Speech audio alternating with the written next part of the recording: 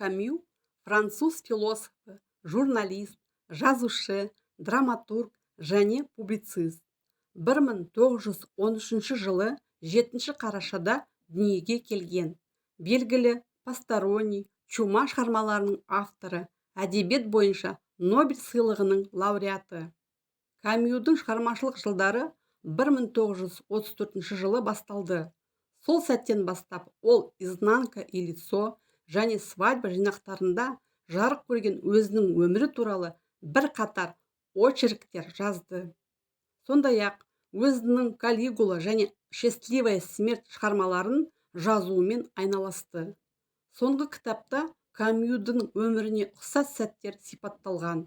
Альбер Камюдің посторонний дебюттік романы 1940 жылы Франциядан Алжирға көшуге дайындалып жатқан кезде жазылған.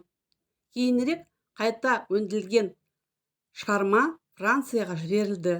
Цензураны сәтті өткеннен кейін кітап сатылымға шықты. Чума шығармасында кейіпкерлердің екі түрлі мінезі көрініс табады. Түк мағынасы жоқ көзқарасты ұстану және мағынасыздықты ұсынып жүрген жаңа саятшылармен және практикалармен күрес. Альбер Камюдің алғашқы эсселер балалық шақты отбасы өмірінің мән-жайларына арналған.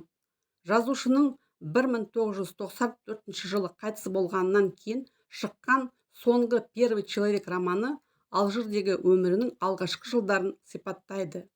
«Первый человектің» қолжазбасы Камюдің көлік апатынан қайтыс болған жерден табылды.